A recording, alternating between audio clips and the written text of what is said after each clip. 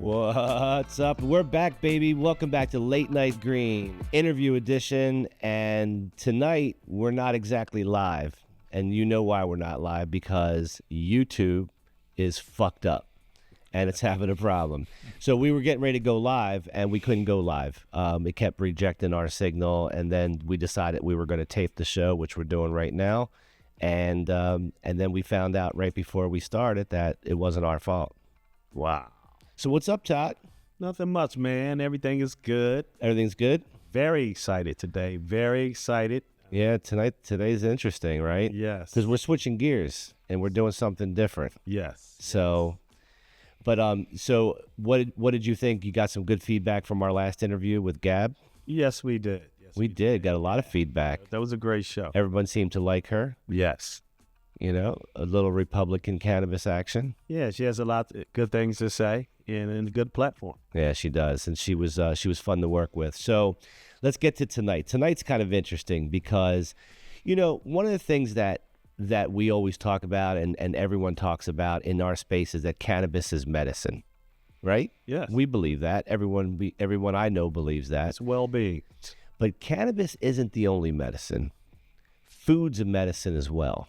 Yes. And tonight we're going to switch gears and we're going to talk about something that we don't ever talk about, but it's important. And we've got a great guest here to talk with us about it tonight. So let me introduce the guest and then I'll give everyone the disclaimers about how we're not doctors and shit and all that stuff. All right. So without any delay, welcome to the show. This is a special one because not only is this a great guest, but we know this person for a long time. Yes, we do. We are all friends. So welcome to the show, Paul Friel, Pennsylvania representative, House of Representatives, Agriculture Committee, amongst others. Welcome to the show. Thank you. It's very interesting to be here and seeing my friends from a long time ago. We've known each other for a long time, Paul. Oh, yeah. Back in the Temple days. Go Owls. Back in the Temple days. We got alumni. And we got an owl over here. We got an owl over here. We got owls in the control room. We got owls everywhere. You know, owls, I think that's what makes Pennsylvania great is Temple. Yeah. You know, I'm just saying. It's not the Panthers, right? No, and it's not that blue group in the center of the state. I think it's more Temple. Yeah. There you go. The cherry and white, baby. Yeah. Cherry and white, baby. Got my soundboard working again. We figured out what was going on with that. Favorite toys back. Favorite toys back. We good. We don't use it a lot on these interviews because we don't want to upset the guest and shit. Yeah, don't upset me, please. Yeah, because he was worried about losing his career just from coming on this show. Well, we're gonna take good care of him. It's all gonna be good. So before we get started tonight, we're going to talk about something that's important because cannabis is medicine, and we all know that. Food is medicine, and we're going to talk tonight about some stuff that maybe you've never heard of before. Maybe it's completely backwards from what you know to be true from the food pyramid and what you've been taught in school and everything you've been told. You might find out tonight that you need to rethink things because things aren't always as they appear. And that's kind of what we're going to talk about. This is a step out for us because you're not a food expert. No, I'm not. I'm not a food expert. You're not a doctor. I'm not a doctor. He's not a doctor. And he's not a food expert, even though he is in the Agriculture Committee, which you and I are not. So he probably knows something more than we do. But what we're going to do tonight is we're going to talk about things that we know, some additional platforms on YouTube, doctors who are talking about what we're really talking about tonight is metabolic health, right? At the end of the day, it's about, metabolic health. And so what we hope to do tonight is kind of present, at least lay out some things from what we've learned. And, Paul's going to bring an interesting perspective because he can see it from the side of governance. And, so I think we're going to have an interesting conversation about food. Yes. So before we get started, did you have any, let me do this. Why don't you go ahead and introduce yourself, Paul, because we didn't do that. We're talking right over him. No worries. So thank you guys for hosting me. I appreciate coming on. As you said, I'm part of the Agriculture Committee. And one of the things, being part of the Agriculture and the Food Committee here, it really lets me see how policy and government intersects with commerce because our small farms and our farms, they're all small businesses. but they're also our source of food and our source of nutrition. And it's the second largest economic driver in Pennsylvania behind energy. It's a $132 billion industry. Pennsylvania ranks third in the United States. It's in agriculture, right? And interesting. Which you wouldn't know that. Yeah. Nope. And we have the most small farms. So we're unique in the sense that we're an agrarian state and we have a lot of small farms and small farmers. So we're always looking at, what's the trends in food? What's the trends that's going to help it? And from a policy point of view, how can policy help enable our small businesses and our farmers, get to market with something that's going to make them sustainable? Because, it's about food security. It's about national security when you think about our food source. And it's under a lot of pressure economically from development, from housing, from all kinds of things. So as we talk about it, it's an interesting topic, this food is medicine, and what's changing in the way that we look at food and how that could ultimately impact what farmers grow, how they bring it to market, and how consumers consume food. Because you, like me, grew up with as you mentioned, Phil, the food pyramids back in grade school, and we all saw those things.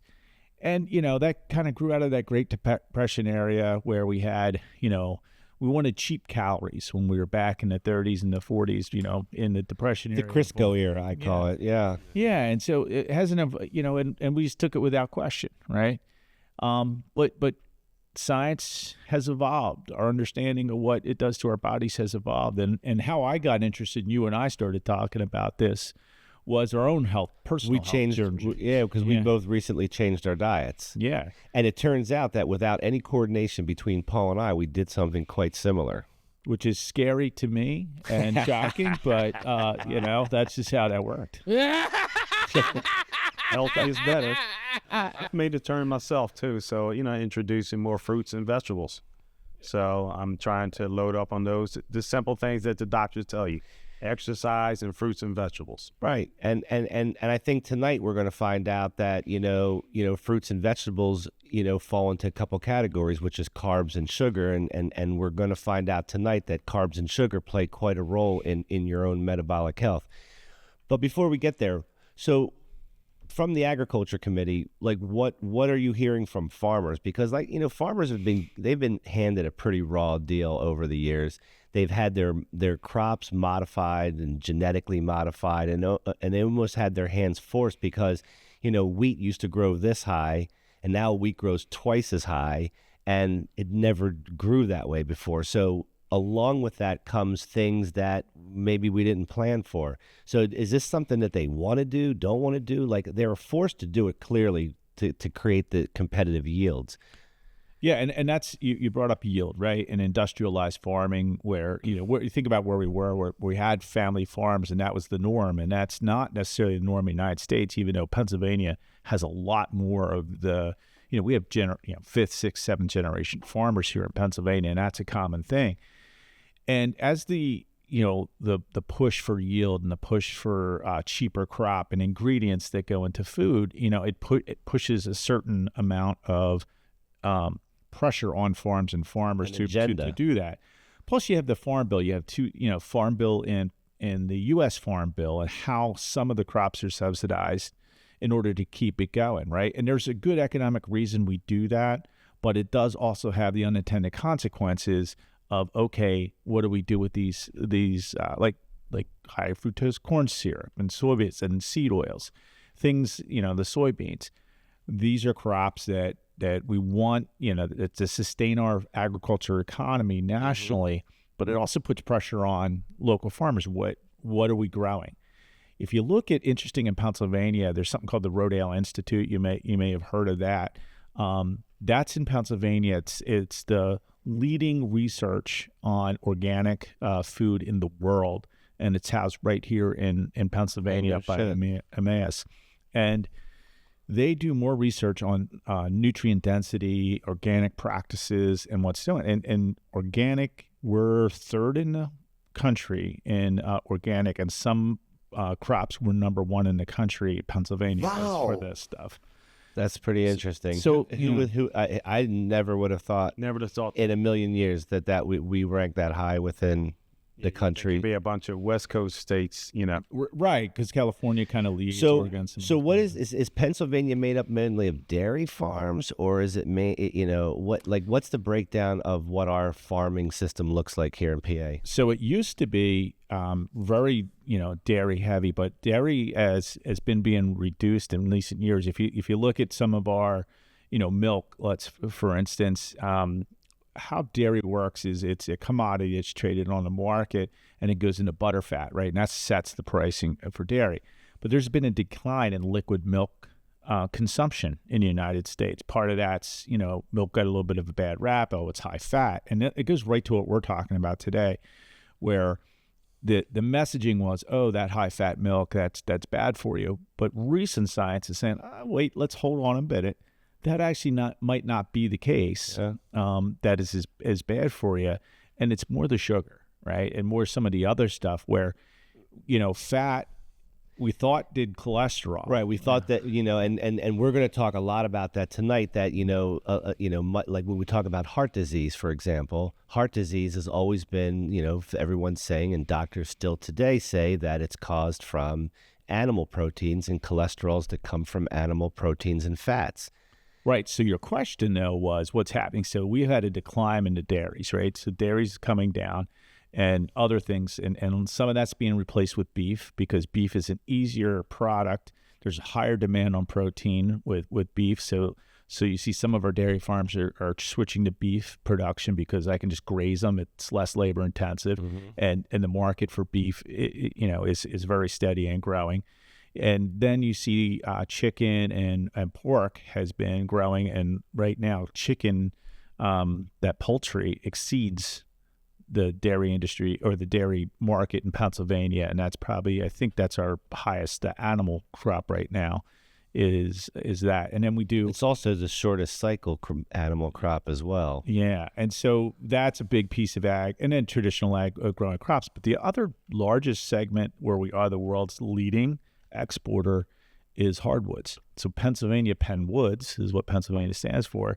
We're the largest, it's over $32 billion, the largest exporter of hardwoods in the world. Wow. That's amazing. Wow.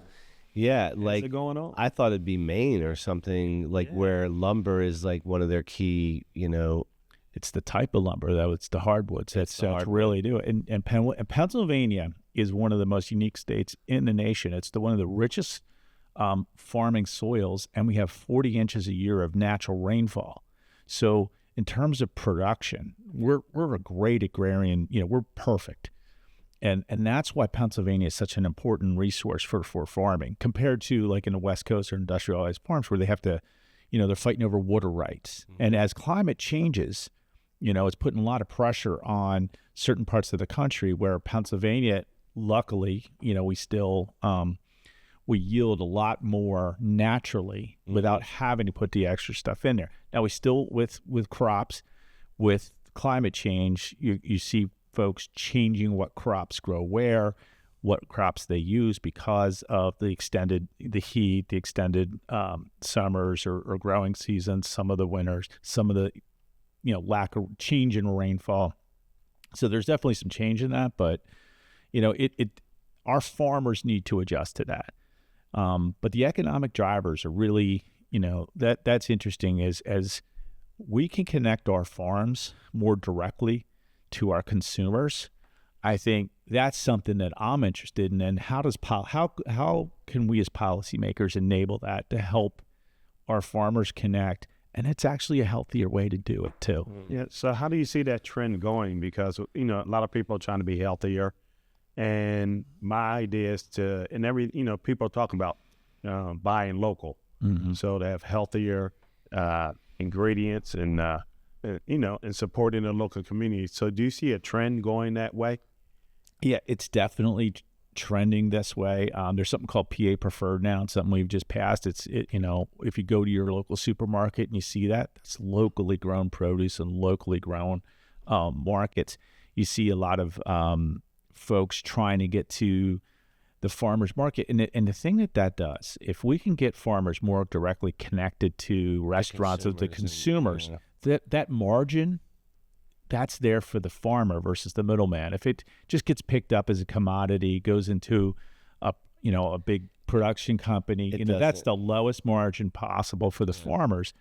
And so it's, but if they could niche out and they can start doing things where they can sell direct to industry, direct to retail or consumer or like restaurants, that would significantly change what they're doing. Right. And that's what we need to try to enable our farmers to be able to do, is how do we produce, because they can produce really high quality stuff and most likely with less ingredient, less. See, the problem is I don't think they're equipped. I mean, they're equipped to do the farming, but they don't have the background to, the marketing and all the other components of a business that you need to do that. So they need help with that. Clearly. Right. Yeah. That's where we're looking at, is how do we do that? Because some of it's production, the capacity. So I can produce milk. I have the cows. I put it in the tanks, but what stops me is the packaging, right? That's the constraint. It's a heavy investment because it's the packaging line. And even to get into a school, I have to have certain types of packaging, right? So you imagine a small dairy, that's a large investment. What packaging besides the traditional gallon milk, what packaging am I going to invest in? So that's where, if we can do regional investments, cooperative investments, so multiple dairies can use that capacity. Same with processing, meat processing. We have a lot of processing power, but do our farms have direct access to it? And so can they get the margins by being able to process that stuff on a smaller scale? It's all about scale, right? Because you're competing with industrialized, the big industrial farms and packaging companies. Is how do we create a market or help a market and enable it for our small farmers and give them the capacity or the tools, whether that's an agriculture bank that has low interest loans, whether it's helping standing up private public partnerships with a cooperative like investment, that the state can maybe step in and help enable that, because it's going to preserve. And there's a real good reason to do that. It preserves our farms and our farmland, because once they're gone, they're gone forever. If they become Toll Brothers, that's it. It's over. Or an Amazon warehouse, that's right. It ain't coming back. Yeah. And you represent Chester County, which is a prime example of a beautiful land, lots of farm, community, and, that's something that we need to keep. He brings up a good point, right? The whole thing of being able to keep food supplies in its own local communities, that's probably the best way to start getting ourselves out of the fucking mess that we're in. Because for example, Kimberton Whole Foods, for example, is a spot that I go to, and that's their part of their main core business concept is to work with small, regional manufacturers. So, I end up getting stuff from, a farm that's 10 miles from the store. We're doing exactly what you just said, which is now like, if I want to drive to that farm and talk to them, I probably could do that if I wanted to. And I'd probably, have a much better idea of where the stuff that I'm putting in my body comes from. Yeah. And just think about that. And to be, with the show, it's more green, right? Because it's green, it's environmental friendly. Yeah, you like that little, see that segue? Somebody's doing a bong head, yeah. Possibility. I know. We did tell him we'd behave. It's supposed to be good. Let's be good. I did break it open. Listen, he's working on his the point system so he can get a dispensary. So he's trying to do as many things wrong as he can, because if he gets more stuff wrong, he'll have a better chance of getting a pencil. Highest score. He'll have the highest. Right, like golf, the higher score. They want to take care of. It's like it's like the social score, but you want a high one, which means that you've done a lot of shit wrong. Right. Amen. All right. So what is the biggest beef that farmers that you hear farmers have today? What's their biggest problems? God, it's multifaceted. I just think it's, this uncertainty in the market, and we have a lot of these small farms. And so one of the big things right now that's going on is we've had some costs going up, like fertilizer, things like that, the inputs to the farm.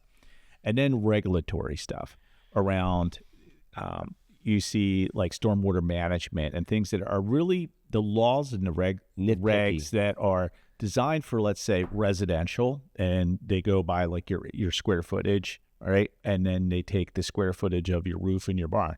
Well, think of a farm where you have a large barn and a large, let's say it doesn't work, but then you get these large bills, and yet is the farm the runoff issue? No, right? So we need to make agriculture-specific regulatory adjustments to things like stormwater management, some of those. So you got to remove red tape for them to do a better job at what they're doing. Yeah, it has to be appropriate, right? Because we need a scalpel and not a hammer. And I think sometimes in Harrisburg, we have the one-size-fits-all.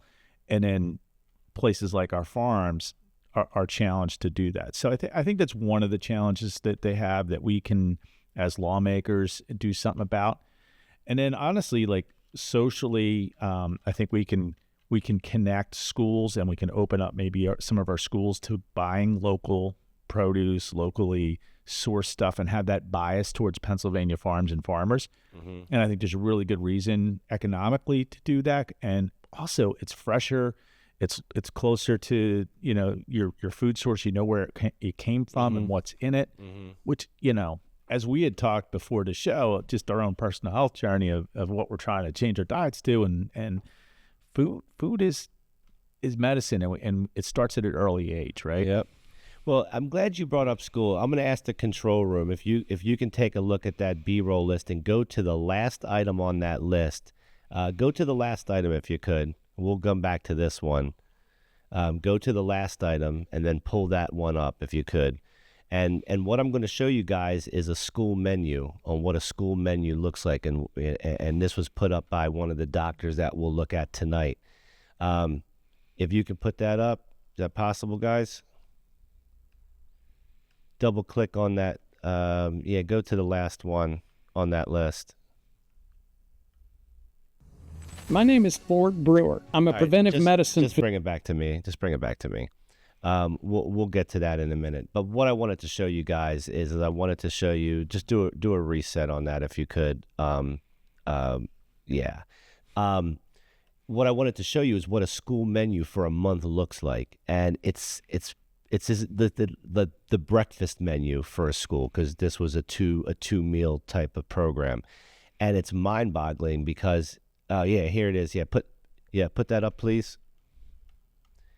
I don't know if we can make that bigger. Probably not. All right. You know what? Come back to me. It's not big enough. But what it is they're serving cereal, like Kellogg's cereal and sweet buns, and like the stuff on this menu is insane. That this is what our schools are allowing the kids to eat. It's insane. And that menu here that you guys saw that's too small to read has day by day, and there's not one day that's any different than the next day in terms of the quality of the food. It's literally cereal with some sort of sweet pastry, 1% milk, which, we get back to the fact that, that we think we're doing the kids a favor by cutting the fat, but, and you'll see in some videos that we talk about today, the whole rise of ADHD and a lot of the childhood diabetes. These are all things that are very preventable. Yeah, I mean, you just talked about it right there. Like sweet cereal, sweet buns, it's sugar, high carbs, not the high fat that's causing the obesity and the diabetes, that's right? So, and this would help our small farms in Pennsylvania and everywhere, really. If we went to the milk that's produced right out, that we can produce right outside, and we allowed kids to do that, but then didn't allow like sweet buns, right? That right there, just that switch to something would be. And if you had cheese, milk, fruits, like real fruits, not not sugar. But this is where agriculture comes in. This is where Pennsylvania can serve Pennsylvania. Yep. Eggs, bacon. Kids are, they're getting exposed to vegetables and fruits, not like we were, where all I ate was junk growing up, So we grew up on that shit. They ate a lot more fruit. So it's trending that way. The education, they're smart. people want to be healthy. And listen, if you take kids and don't give them soda when they're young, they won't drink. They won't even drink it if you give it to them. This is true. It's like it becomes something that they can't even handle. Yeah. So that menu, I what we'll do, since this is recorded, we'll make it big in post and we'll be able to show it. But it's insane. It's sickening, frankly, to see that that's what they're serving kids. Like I was shocked to see that.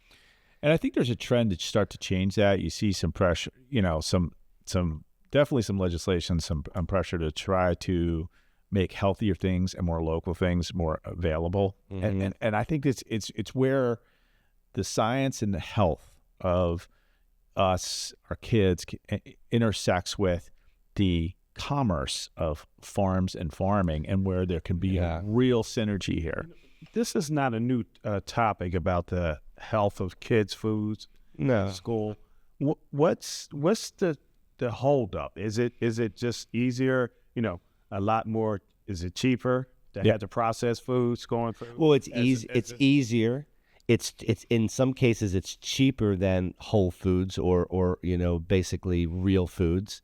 And I think there's a bigger question here, a bigger problem. The bigger problem is if everyone understood that there's a way to get metabolically healthy through what you eat, then what happens to all this industry? What happens to pharmaceutical? What happens to doctors and nurses? And what happens to hospital systems? What happens to the food companies that make this shit and all the people that work for it? I don't know how you change that. Yeah, I mean, I think you're right. It's cheaper, right? I think it's shelf stable, so I can put it in a box. I can put it on a shelf somewhere, and in 30 years, I can still eat that cereal. I'm exaggerating, but you know what I mean. I get it. Versus, and our distribution system is set up for that today. So, it's we're going to have to take steps to get there, but anything that we can do that starts going that direction, and 5 and 10 years from now, we're going to have a much better mix of food available to kids and our students, and it's going to be a much healthier population that we graduate if we do that. And how do you do it? Like that's the question. How do you even where do you start? Maybe we build schools next to farms. I'm gonna run on that platform. There you go. Stupid. Todd, you can come to my party anytime. We're okay. You're good. Yeah. You guys are in the same trash can, but I thought it was a good idea. I think you're right. Well, listen, I mean, the reality of it is schools are built and farms are where they are. You can't be moving farms and schools so easy. But what you can do is you can put programs together that allow farms to interact with schools. And I don't think there's a way for them to necessarily do that directly now because schools go to provisioners, right? Yeah. And these provisioners, they're wholesalers. Yeah, and there's food service companies, but those food service companies, whether like an Aramark or any of these, and there's ones, Chartwell's the bigger ones that serve a lot of different school districts. They can interact with the farms, and if there's incentives, and the way that school lunches are paid for, and part of this is going to be federal because a lot of the programming that comes out of into our schools, even if it's passed through the state, is a federal program. So you have some state funding in there, but you have federal dollars in there. And you have the federal farm bill, which right now, thanks to, the folks in your team, there's no farm bill right now. But once they do, here we go. But once we get it there and some rational folks get there to push that farm bill, which is going to help everybody everywhere. Pennsylvania is the only state in the union that actually has its own farm bill. So we do assistance for food and our farmers to help with schools, but we need that federal dollars to make this stuff work. Right. But they need to change their program at the federal level to really make something, significant happen. I understand. So we're talking about some of the ways that we can rectify it. Let's take a deeper dive into what this problem actually is. So control room, if you guys could put up the first slide where it says avoid this. Let's talk about the three things here. Back up on So, right out of the gate, what we're talking about, this is what we want to avoid. So what we're talking about is processed sugars, seed oils, and ultra refined grains.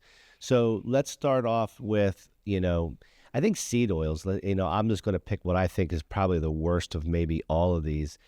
So I didn't know this until call it 2 months ago, but I'm finding out that, seed oils were generated and started to be produced in the 20s and 30s, and these were oils that were made for production. These were made for mechanical machines to be lubricated. Right. That's what they were designed to do, because you can't take a grape seed and squeeze oil out of it. In order to get oil from a grape seed, it has to be highly processed. I think the process is called hydrogenation, I believe, hydrogenized. Again, I think I'm right. Hydrogenization. Something like that. But what it is it's heated up. There's chemicals, there's bleaches. There's a lot of things added to it before you get that beautiful bottle of vegetable oil or canola oil or any of the list of seed oils that are there. And so understanding that they're bad for you and understanding that they're really toxic, because what they do is they mess you up at the cellular level. That's what's happening. It's messing up the cells in your body. and the worst part about it, is now if you know it, then you look for it. And if you look for it, you will find it in almost everything that's in a package. The only way to really get away from seed oils is to buy whole foods, the vegetables, the fruits, the dairy, the meats, the fish, the blah, blah, blah. And so even things that you would say don't need sugar, refined sugars, they don't need oils in them, yet they have them in there. And why do they have them in there? Because it's not for taste. They don't really have a taste. You wouldn't be able to taste the difference between one seed oil to the next. But what they have is they're preservatives, and they have the ability to take something and make it last a lot longer, which again, good for business, right? Good for grocery stores, good for anyone who's selling the product. The problem is there's no regard as to the safety of this, and we're eating it in everything we have, from a roll or a piece of bread to any type of packaged baked goods. I even got some hot pepper, like a hot pepper relish the other day. One of my faves. And it's got damn canola oil in it. Mm-hmm. And so it's in everything. Now, on that list was refined sugars, and so, refined sugars fall into a lot of different things. Yeah, and it's all about the amount. So, the highly processed, the hydrogenized, fats that are not good for you, the refined sugars, it's ubiquitous. It's everywhere. And you got to shop the perimeter, right? And this is where the health, and I think the science is evolving, right? It's folks, we did this, we thought heart disease. When we see someone with heart disease, we think cholesterol, and you see cholesterol, I think, it's fat. It's caused by fat. Now we find out, no, it's an insulin reaction to your sugars. But you found that out on your own. It's not like you went to the doctor's office. The doctors are not in the mode right now where they're telling you that. If you go in and you have high cholesterol, the first thing that's going to happen is you're getting put on a statin. Yep. And, there are many, including some of the doctors that will introduce everyone to tonight too, that will tell you that that's not the way to go about it. It's not necessarily even doing any good. Some do, some don't say that. But the reality of it is when that happens, you find yourself in one of those particular situations, a doctor will tell you, well, let's go on a low-fat diet, right?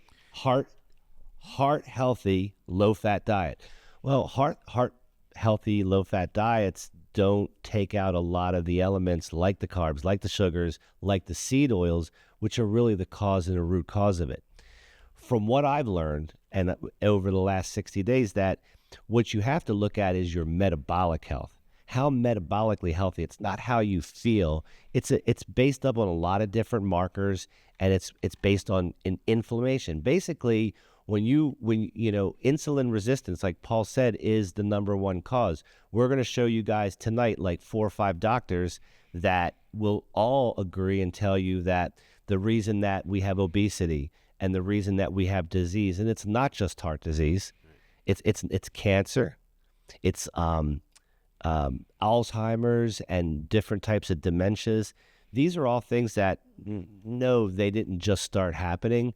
But if you look at the generations and you look at the introduction of seed oils and when the standard American diet kicked in, that's when our troubles as a society started.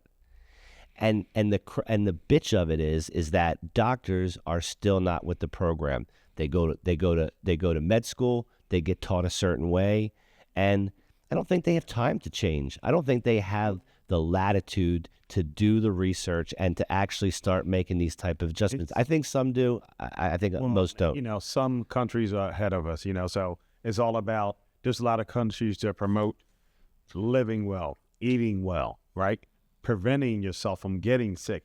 Here, we wait till you get sick and treat it. Is in its treatment. That's right. And so we're interested in the profit. It goes to what you said, the ingredients in the foods, ultra refined to make it, you know, last longer, you know, so it's all about profit. So we had to change our mindset, and of course it needs to be a balance, but we had to go a little bit more to the mindset of being healthy, and then we're lowering our health costs and everything. Then we come back in the incentive, you know, everything will come back to these separate industries. So it's a mindset and something we just had to work towards. Yeah. Yeah, I mean, this is where I think it's interesting to see how policy intersects with healthcare, with food, because, you know, this is also a discussion when you look at, you know, yes, it's agriculture driven, and if you're looking at food as medicine, but it's also medicine as medicine. And how does our health industry, how does our insurance companies treat it? Because doctors get paid when they prescribe a medicine. And listen, there's people that need to be on certain medications, period, end of sentence. But then there's certain ways it's a choice. Like, you know, and this is how I came about it. I was on, you know, I've had high blood pressure in the family. I've had high blood pressure medication since I've been in my 30s. I was put on a statin last year. Mm-hmm. And that's when I started looking at myself in the mirror. Why, you know, what am I doing? Why I'm here? Is it just the pills? And you kind of have a choice, right? I could stay on chemicals that are introduced to try to lower this stuff, or maybe I change what I eat. I've lost 30 pounds by changing my diet.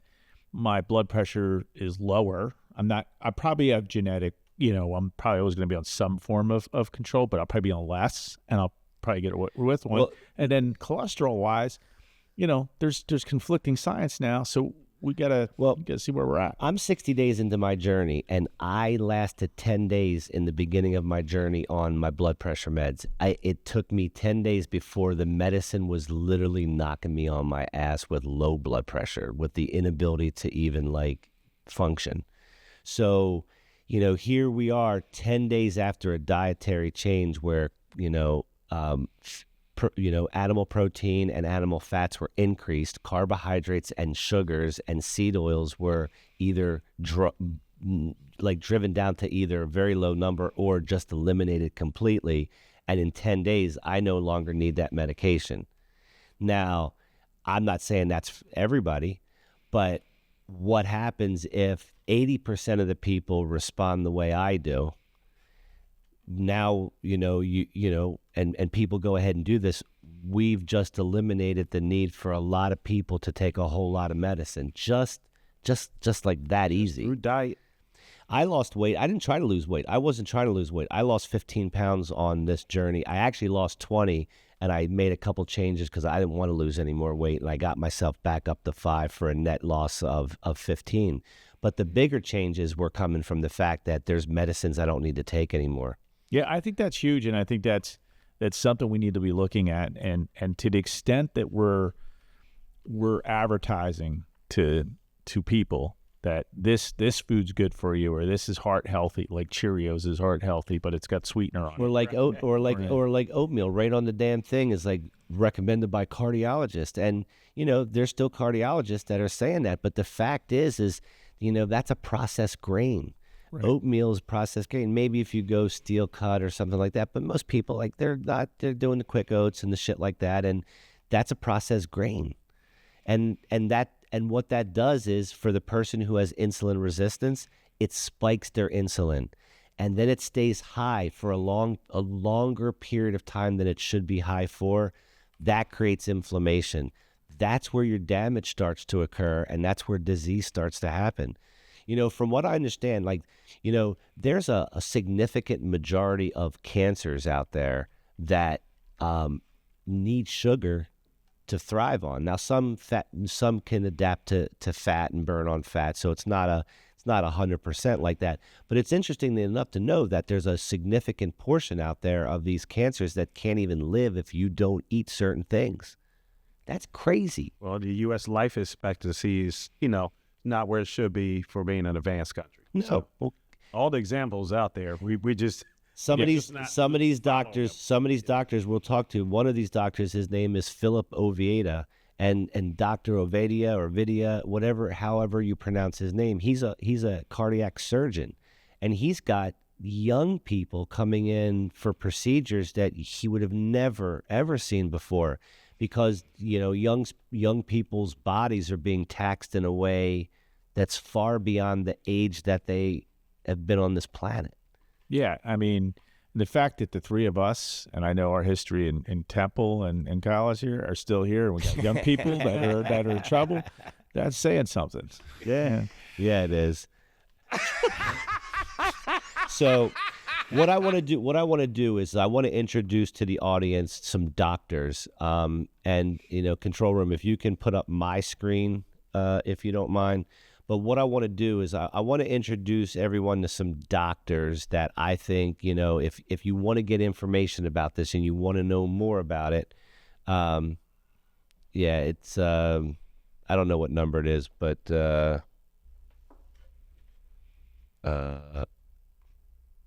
no.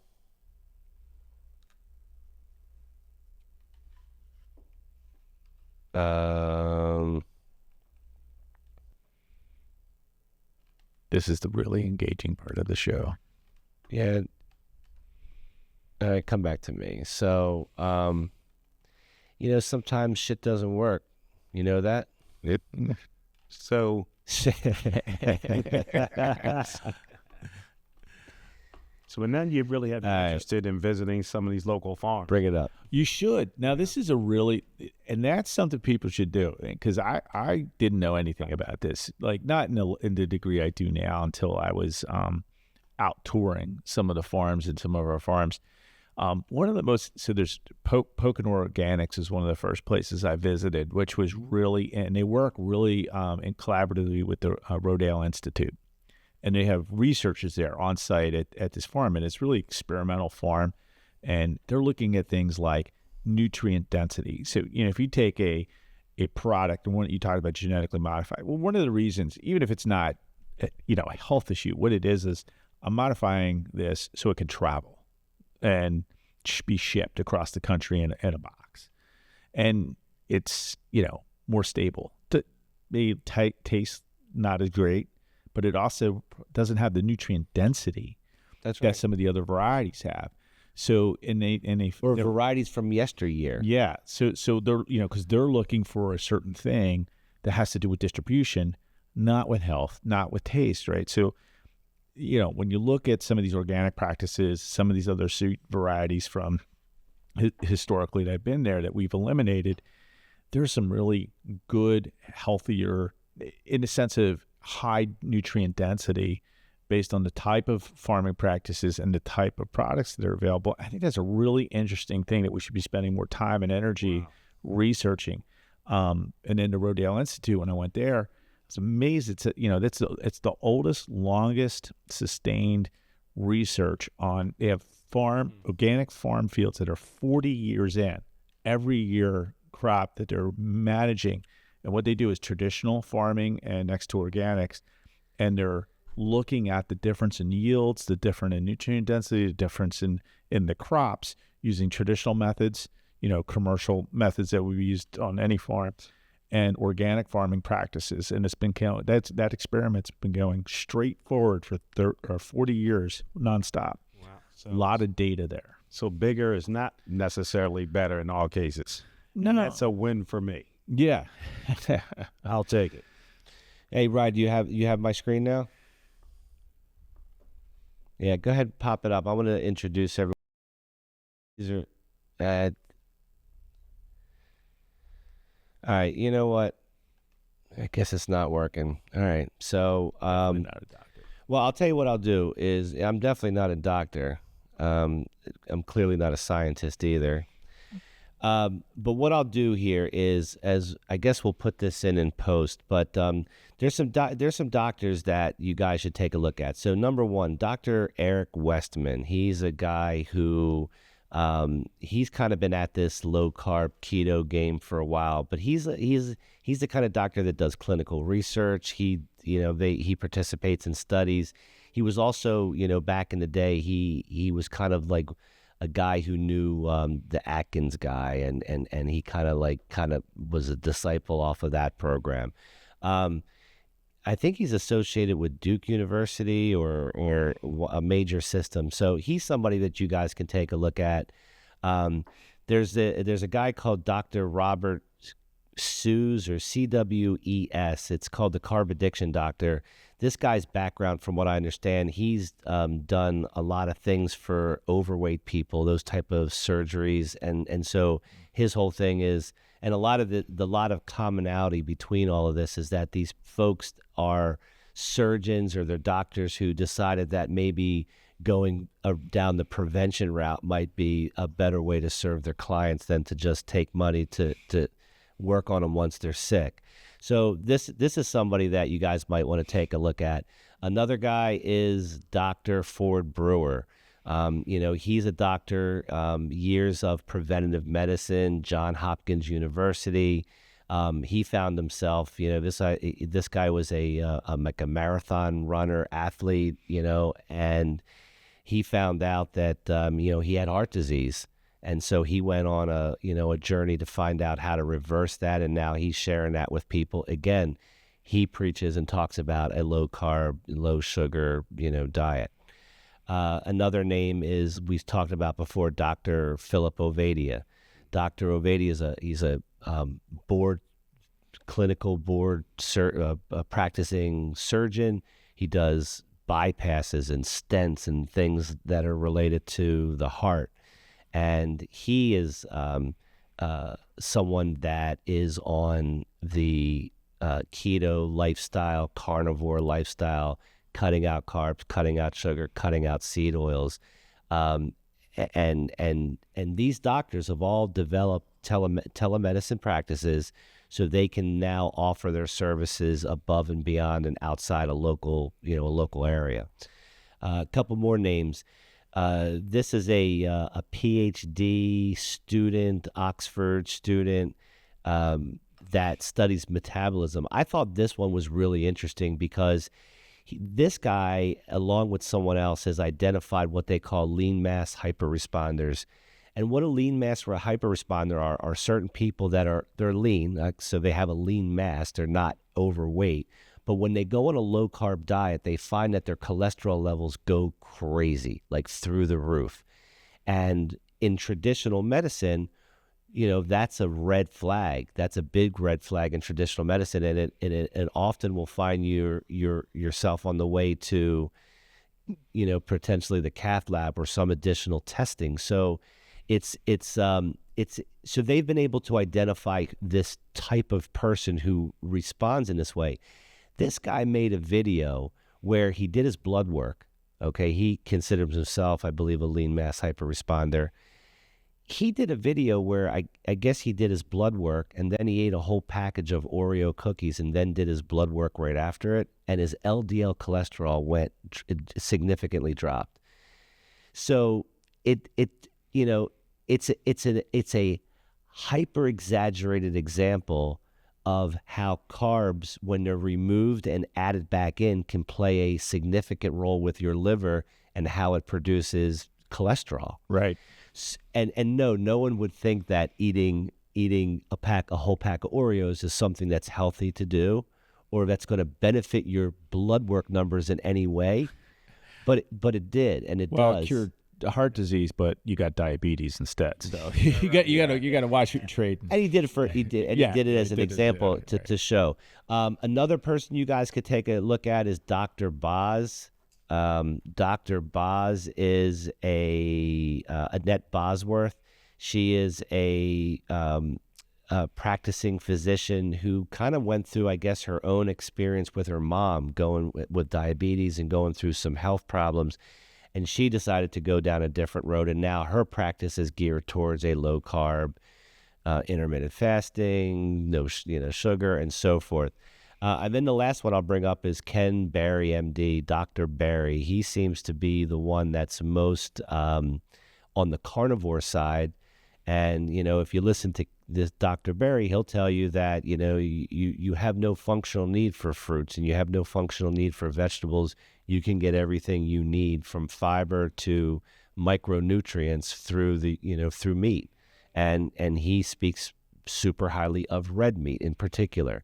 And how, these are things that are actually healthy for us and not something that is so terrible that, we're following the advice of a food pyramid or the doctor is very different than what these 6 or 7 doctors that I mentioned, do.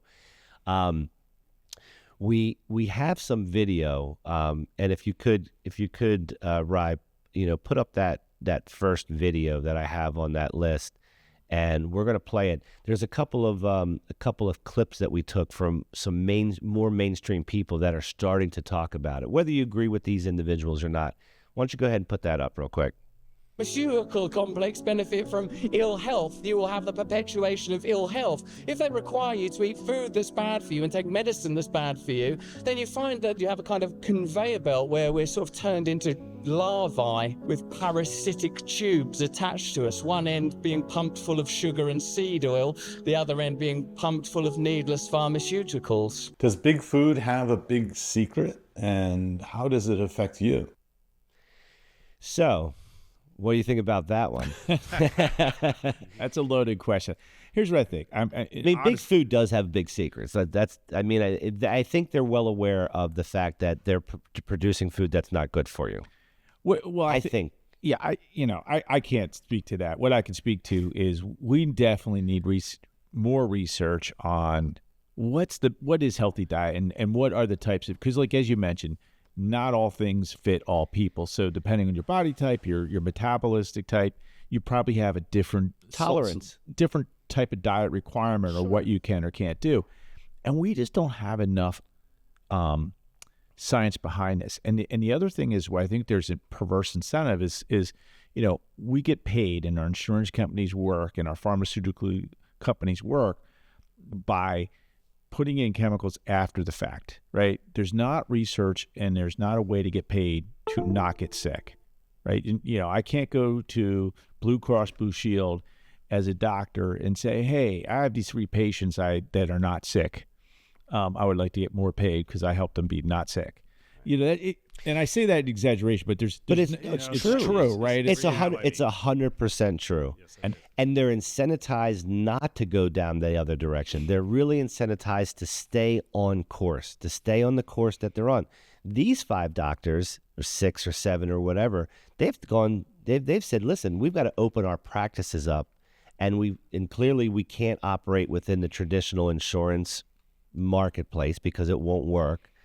So they've created telemarketing, private pay, right? Private pay, telemedicine practices, because what they need is they don't need to put a stethoscope on you. What they need is they need the numbers on the test that even your doctor's not ordering. Markers like inflammation markers and things that would tell you a much deeper story about what's happening inside of us are not commonly ordered, and they're and people who are doing the research like you and me, and we're starting to take our matters into our own hands. These are patients that are now showing up at their doctor's offices, asking and telling their doctors what tests they want run on themselves.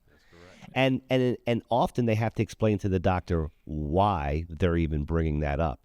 And I think that's a sad state of affair that that you have to do your own research on your own health. But B, that's not sad. That's okay. I think the sad part is when you go to your doctor, they don't want to hear it because it's not in line with what their messaging is. It's not in line. They don't want to be questioned But it's what they taught, right? What they're taught. It's systemic. where we teach this. This is what the it's where the research is. So what do we know? We know the things that we've researched. And if we haven't done a lot of research over here, then we don't know it. And I think that's part of the problem. Is So maybe research, maybe that's one of the things that you can do is like we can start figuring out how to fund more research. Yeah, and I think that's what's needed and this is where food and medicine intersect, and policy is we got to look at. Does weed intersect with that at all?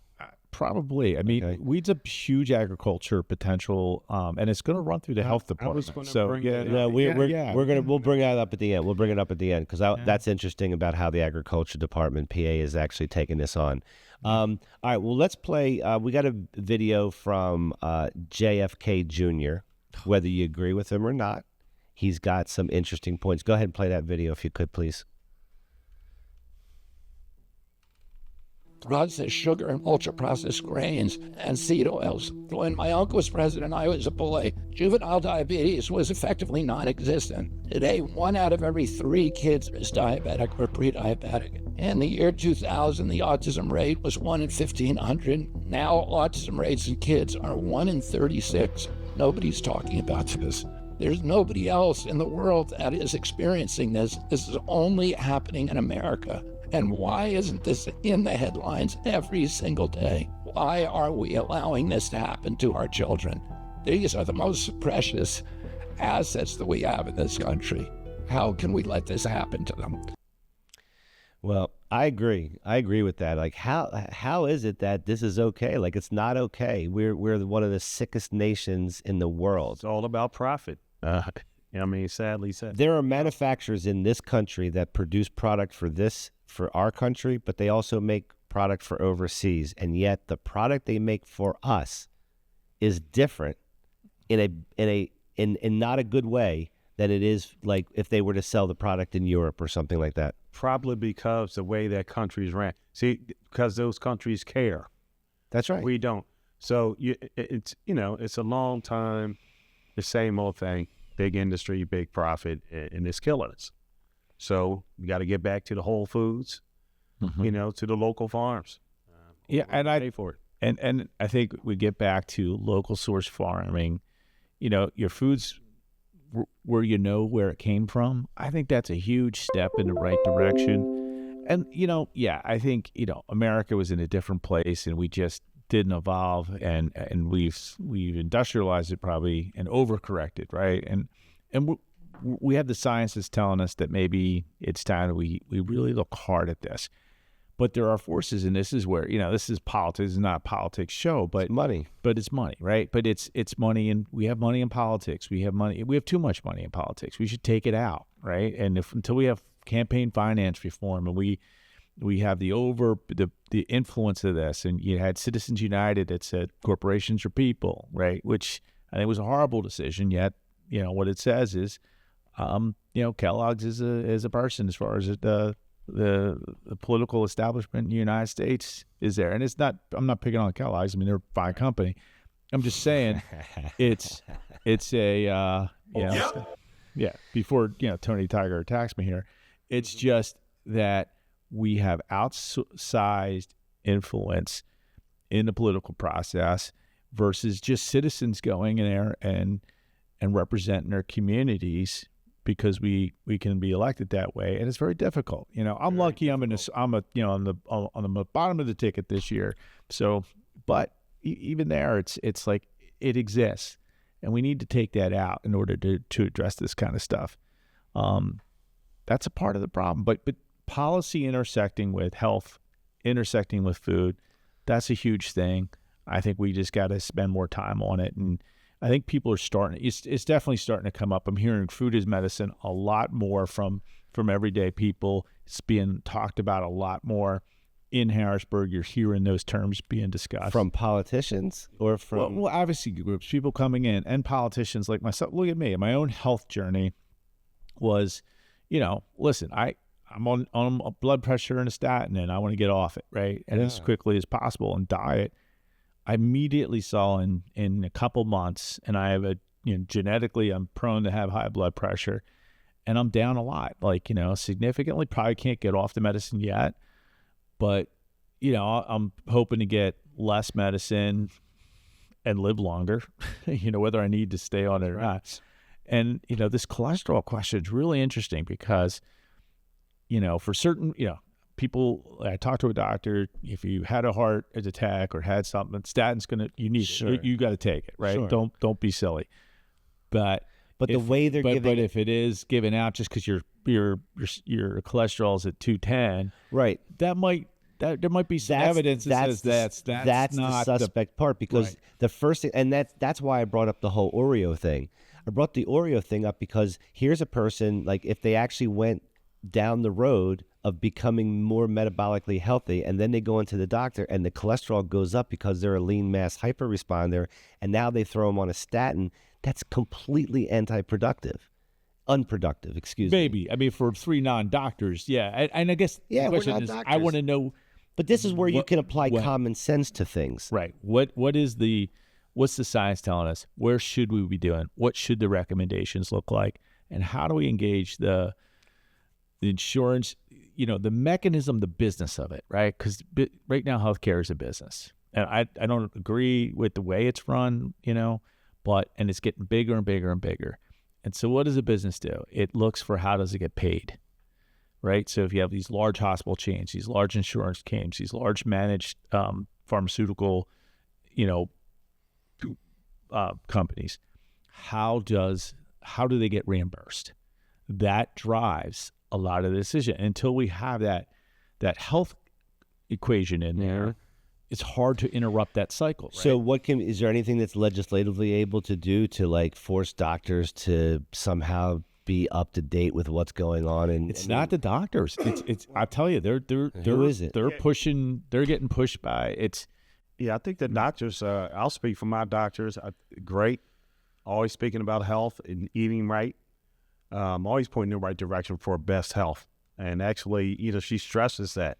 So I don't have a problem with her. But, you have the big companies, pharmaceuticals, who pay these doctors to go on these extravagant 3-4 day trips, get paid thousands of dollars, and have all the amenities. But my doctor didn't have a problem with me. I did all what I was supposed to do. I took the medications I never questioned anything. Right. So then I go down this road. I learn some things. I decide to make some changes on my own. I go back in. I share these changes. I see the difference in my numbers, but yet there's one number that goes up. And it seems like all effort is like all progress. Everything is now lost somehow. And the reality of it is with her, but the reality, doctor, doesn't matter. But the reality of it is that you're good as long as you follow what they're telling you. But if the second you decide to do some research on your own, you may find out that your doctor, just like my doctor said, listen, if you don't agree, then find another doctor. Like, that's like, how do you go from having like a great relationship with your doctor? You come in one day, you say you changed your diet. Like, I could tell you that my HDL to triglyceride ratio is less than 1, which is where you want it to be. And I went back on my old numbers and look, it was never less than 1 before, but they never had a problem with it before. And yet I move something in the right direction and it triggers off a response that is the opposite of what you would think would happen. And that's a microcosm of basically what's happening, because I think people, we're not doctors. We don't, I at no point did I feel empowered that I had to go learn something more than my doctor. I did it because I was trying to do something for myself, and I found this out. Everything I knew when I after a month of doing this, and I had a doctor's and I had blood work, everything I said that I read said that when I go back to the doctor, I'm going to have improved markers on my numbers, except that most likely your LDL cholesterol is going to go up. And it's exactly what happened. And know what they also said? When you tell your doctor what you know, they'll probably not like it. So I told the doctor what I knew, and they didn't like it. So So what did it not like? Well, I mean, they didn't like the fact that, if they prescribe, they're prescribing a diet that is low-fat diet. And Paul was, what Paul said earlier is there's a lot of information now that says that you need fat in your diet. We need that. And we need it for a lot of things, like specifically like our brain. Like, our brains need fats like that. And so, there's a lot of folks on, a vegan diet where they're getting the benefit of not having seed oils and not eating, some of the refined sugars and those type of things. So they benefit from it, but then they don't get the micronutrients, or they have to take supplementation to bridge the gap between what they're not getting. And what kills me most is they make fake meat. Like there's meat that's made that might be the worst thing for you out of all of these things. These plant-based meats, they're not good for you. I'm into real. I've never had plant-based, but I've gone to Burger King. I mean, I got one of those things at Burger King before. Don't ever give a veggie burger. Do not do that. No. Yeah. Black bean burger maybe at a restaurant where they actually make their own. But no. But listen, I and I don't think it's just doctors. It's any industry where the industry education is being funded by a for-profit model. And that's we have a for-profit model. And when you come in, you have high blood pressure, the doctor's going to prescribe a high blood pressure medication, and guess which one? One of 6 or 7 that's approved for reimbursement based on your numbers, right? That's right. Like they're not going to just go and whatever they have an agreement, a contract with an insurance company, and the insurance company has a contract with your CVS or Walgreens, whoever's providing you, and says, okay, here's the approved drugs of if you have and the price high and X, the prices here's the prices we'll of it, pay. right? Yeah. And so it's not like you can just go off script because you don't get paid, right? And it's not even they would do that. But it's a liability issue. They're also saying if I didn't give him and he died, that could be a malpractice. Right. Yeah. There's got to be. This is edgy. This is all the journal entry. All the research is here that says do this. This is the best practice. So I'm not going to go off and change from that. I'm going to go with best practice. Question is, how often are we challenging those things, and how often are we doing the science, and where are we funding the research, and who's funding the research? So we're confident that we're moving along as we get a better understanding of stuff. We used to think the doctors tell you don't eat eggs, right? Eggs have cholesterol and fat. No, they're like, oh yeah, eggs aren't that bad for you. They're actually kind of good. Right? They're like actually one of the number one superfoods you could possibly eat is eggs. So go eat eggs, right? It's not that. But there's a lot of years that I didn't eat eggs because I was told. So at some point we all have to reconcile with ourselves and go, hey, that wasn't okay. Like that's bullshit. Hey, sometimes little moderation of everything. Sometimes, Hey, what do you guys think of Paul's thumbnail? It's pretty good, huh? I saw you call it. Very macho. One of my campaign things for last time. I saw you clipped out there. Show those guns. Yeah, that's right. Here's the thing: they say that everything on the internet's permanent. Evidently, it is. Yeah, that's right. Phil, you're a Second Amendment guy. There you go, right there. Well, listen, I don't know if we're ever going to do a non-weed show again, but we're trying this. All right, control room. There's a couple more videos from the doctors that we talked about. They're short videos. Let's just play them real quick. We'll get an idea of what you guys think about them. Sound good? Go ahead, play it.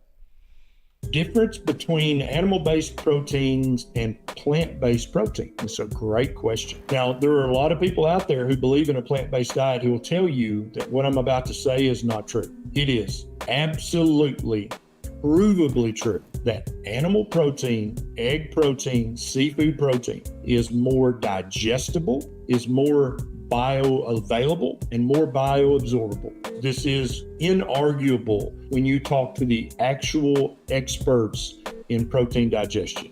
They'll say, oh, yeah. So, just again, pieces of information that you don't really kind of always think about, right? So, about, protein and digestibility of proteins and stuff. I don't know. I think it's kind of interesting. Yeah, I don't know who that was or what the credibility. Well, that was Dr. Berry. He's a carnivore and he's an internist, and he's a guy who believes that there's no place. Now he's more on the extreme side. He says there's no need for vegetables and fruit. So this guy eats. That may be a little extreme, but I would love to go to a steakhouse with him. Yeah, are we going to steakhouse after this? Yeah, we're going. I think we should. We're going somewhere. We should do that. We're going somewhere. All right, put that next video up real quick. This is not your average keto channel. My name is Annette Bosworth, Dr. Boz, and on this channel, you'll learn how I set my patients free from their medical problems. I'm a practicing internal medicine physician, and treating thousands of patients over the last 2 decades taught me that our traditional style of medicine led to more prescriptions, frequent doctor visits, and aging faster than they should. In 2015, after 10 years of cancer and 2 decades of the best American healthcare, my favorite patient had had it. At 71 years old, she was ready to throw in the towel and give up on traditional medicine. That patient who said no more was my mom. My mom needed a genuine improvement in her health. Just like my patients who suffer from chronic problems like depression, diabetes, memory problems, heart disease, joint pain, and being overweight. Keto saved my mom's life from cancer and the chronic health problems that were eating her alive. On this channel, we talk about chemistry, science, and the psychology of improving your health forever. From your brain to your waistline, I teach how keto improves you from the inside out. Join me here weekly and click subscribe. So that was that Dr. Annette Bosworth. And again, a lot of the stories that the doctors have are something usually personally related. The Dr. Ford Brewer, I think we had one more video, and I think it's Dr. Ford Brewer. But again, another guy who his whole career was preventative medicine, but found himself in a situation where what he was responsible for teaching was causing him his own demise. The one guy that we don't have a video for, the heart surgeon, this guy was obese. He felt like he was going to end up on his own operating table. That's what he felt like he was going to do. So a lot of these doctors who have taken this extra step to go beyond what they were taught to what they're teaching now is because of something that's happening within their family, their personal life, or something like that. The same shit that happens to us. Oh yeah, like trust me, shit got real once I looked at my numbers and I had my blood pressure going up and my statin, and I wasn't feeling good, and there was I had some health issues, and I was just like, like I said, shit got real. You start looking at like, okay, let me try this. You got to do because if you like, no one's going to do it for you.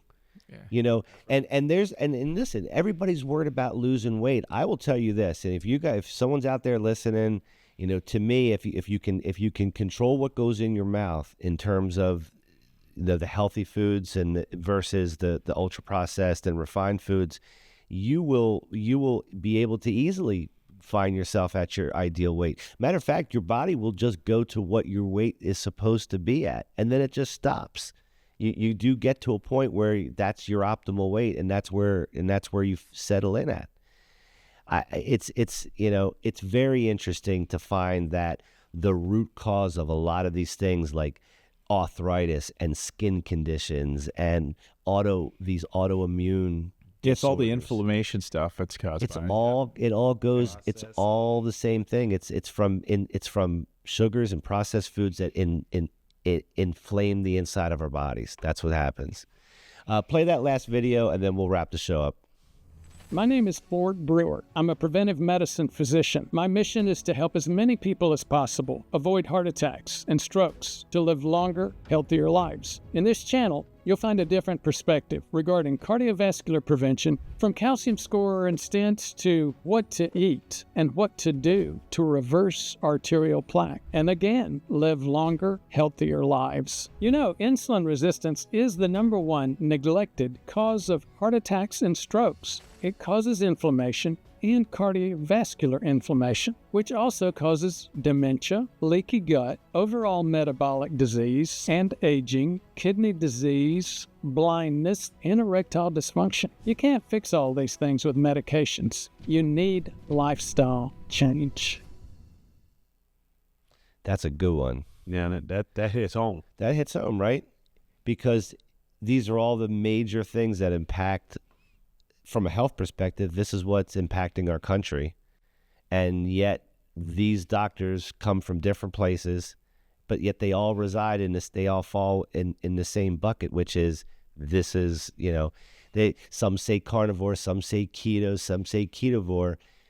It's a reduction of refined sugars, processed foods, and seed oils. That's what it boils down to. It's a whole foods diet, and you can go, different angles. You can try this specific angle or this specific angle, but what you're doing is you're eliminating most of the problems out of your diet, and that eliminates much of the problems you have. So I don't know, like, this was interesting. Like, the reason we decided to do this show tonight is because, Paul and I had this conversation, and we didn't realize that we were both doing something that was very similar.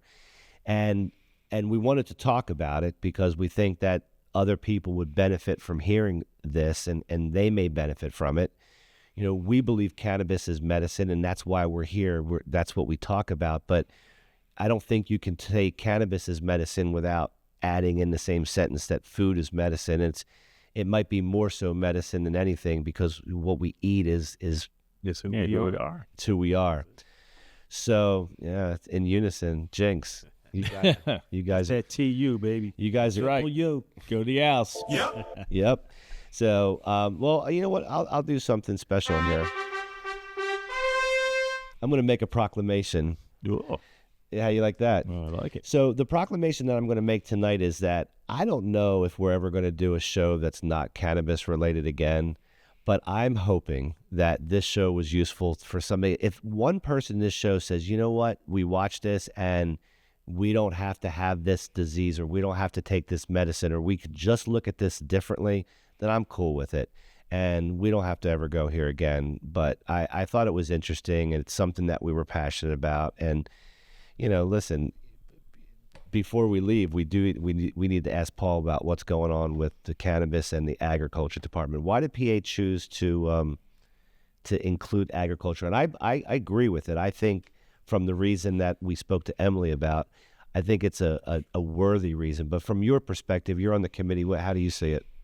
Well, I think it's because it's an opportunity. When Pennsylvania has a really I think well-developed agriculture, both I think regulatory environment, because we're the only state in the union with its own farm bill. So we have conservation districts in each region here, which is a separate entity that interacts between our farms and the state government and policy. So this ultimately it's both an agriculture product and a pharmaceutical type of product.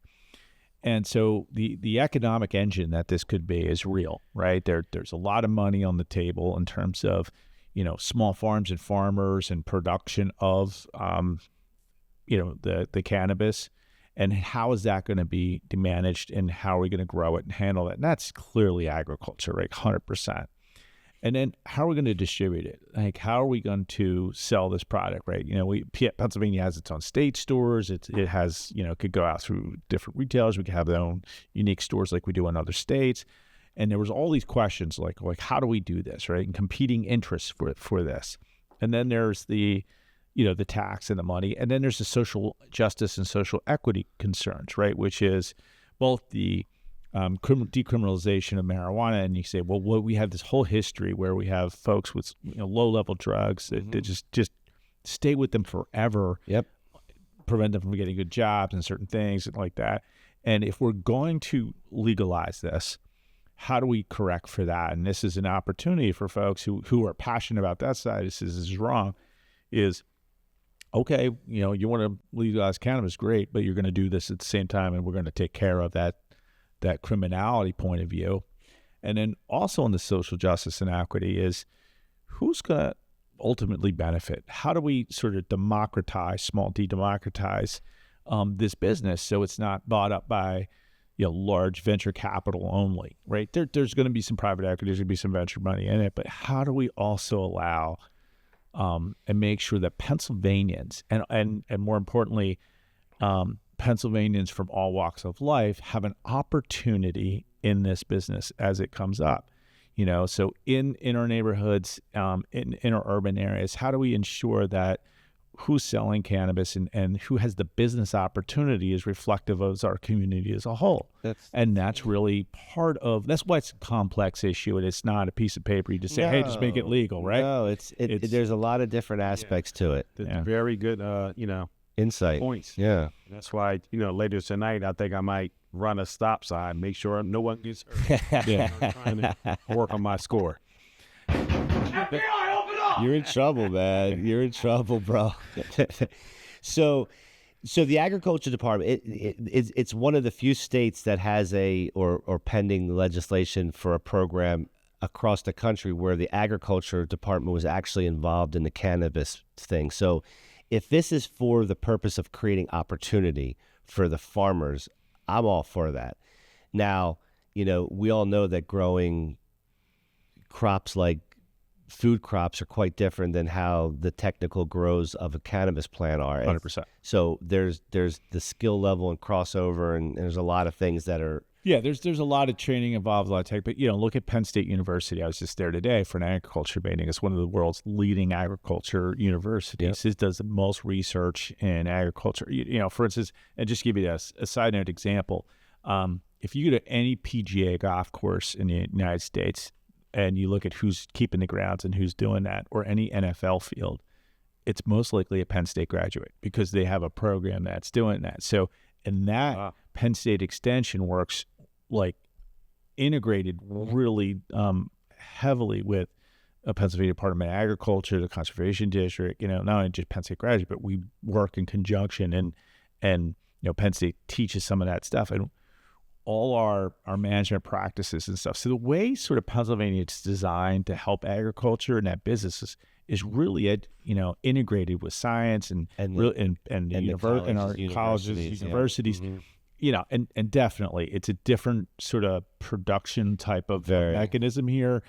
And there's going to be labor, and there's also labor, like what labor is going to run the be harvesting and working in there, and how are they going to get paid, right? Those workers, that's another issue that they're going to want some agreement on how this industry treats its labor, how this industry treats the people who work in this industry, because they want this to be a win-win.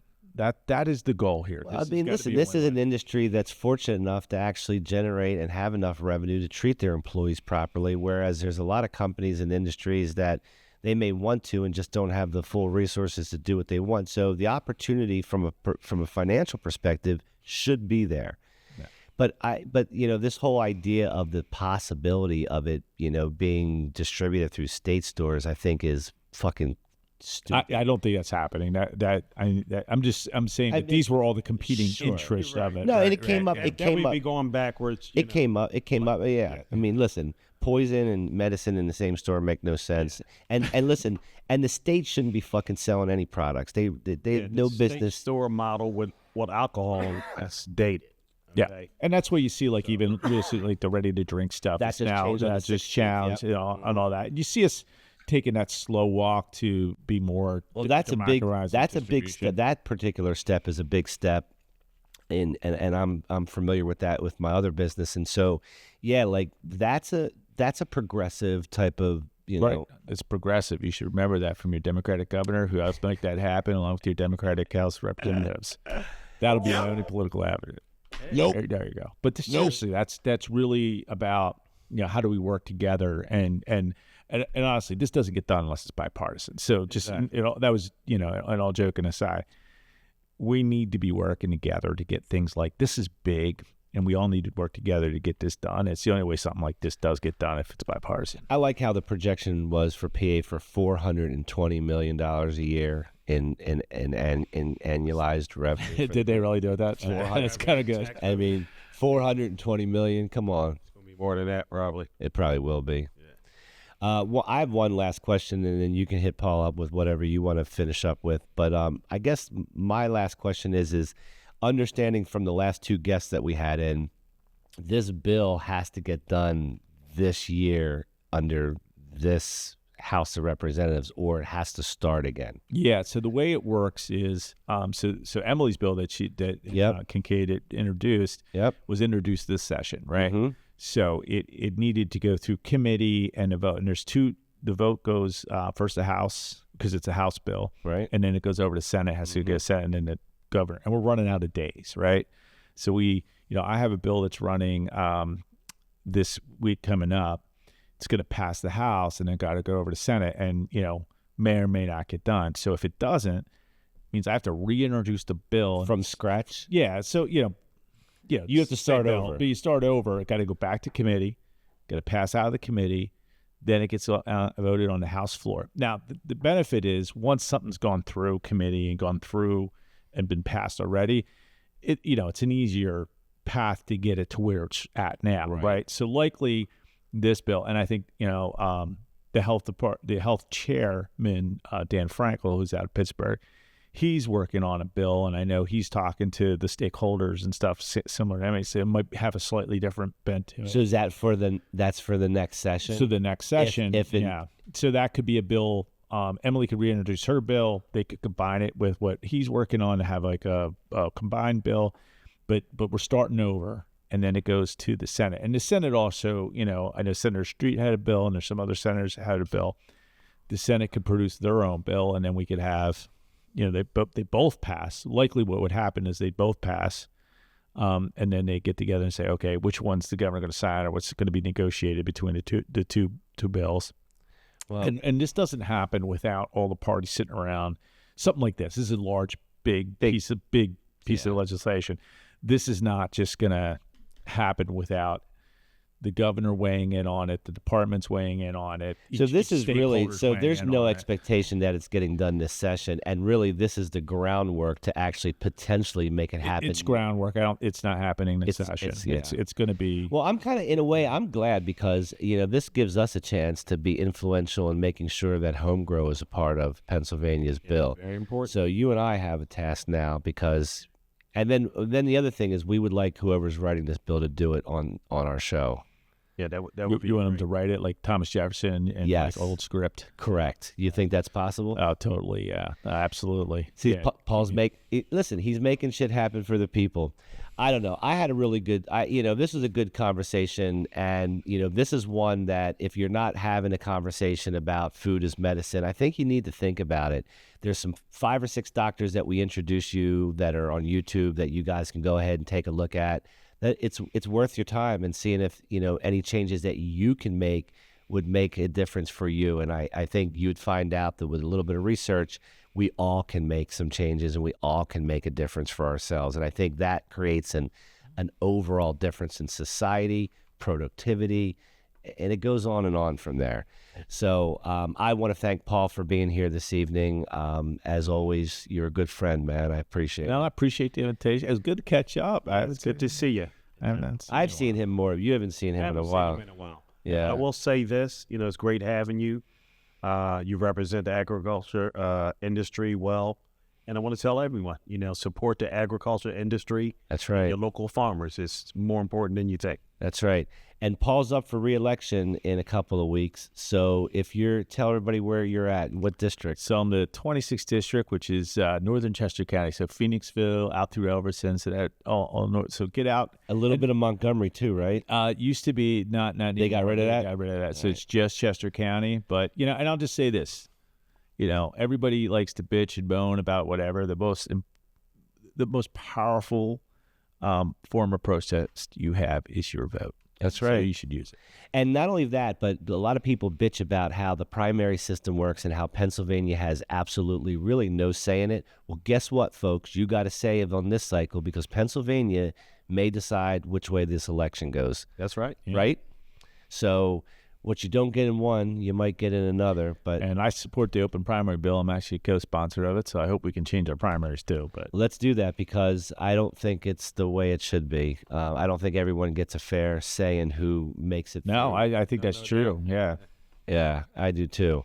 So do you have anything else, my friend? No. It's a great show. We'll be back next week. We got some more guests for you guys next week. There's some interesting things. I won't make any announcements yet, but we have all kinds of cool stuff for you guys coming up. So yeah, we're excited about it. Paul, last word? Well, if you'll know if I become a frequent guest on here, the election didn't go as well as I thought, but and maybe this is the reason. But no, I appreciate it. That's good. Paul's a comedian as well, if you guys didn't know. But no, I think, Paul, you're pretty solid in your seat. I'm hoping so. I mean, Todd and I were talking before you came in, and like, you know, when you got into this, you lost your first cycle. Yep. You won your second. Yep. And now this is your third. Yeah. So it's my first re-election. Your first re-election. Yeah. So You got a vet in the house. is there going to be some sort of like acceptance party that he and I can attend? yeah. Okay. Yeah, we'll do a. I'll throw. I'll make something sure. promised to be good. I'll make sure. Good. Well, he came to. I'll tell you after the show what he did at one of my parties. Yeah, let's not talk about that now. Shut up. Yeah. let's not talk about that. And so anyway, guys, I hope this was helpful for you. We probably really won't go too far outside of our comfort zone, but today we did, and I hope this is helpful for everybody because we enjoyed talking about it. And if it makes a difference for anybody, then we've enjoyed it even more. So, guys, tune in next week if you want to be on Late Night Green as a guest to join our other guests. For our panel style show, you want to send an email to latenightgreen420@gmail.com, and we will get back to you and try to get you scheduled in for an after-hour show. If you haven't subscribed to Late Night Green, you need to subscribe, right? Be a citizen. Be a citizen. Tell a friend. Subscribe. Hit the ring bell so you guys get notifications when we put stuff out. And we'll see you guys later. Peace.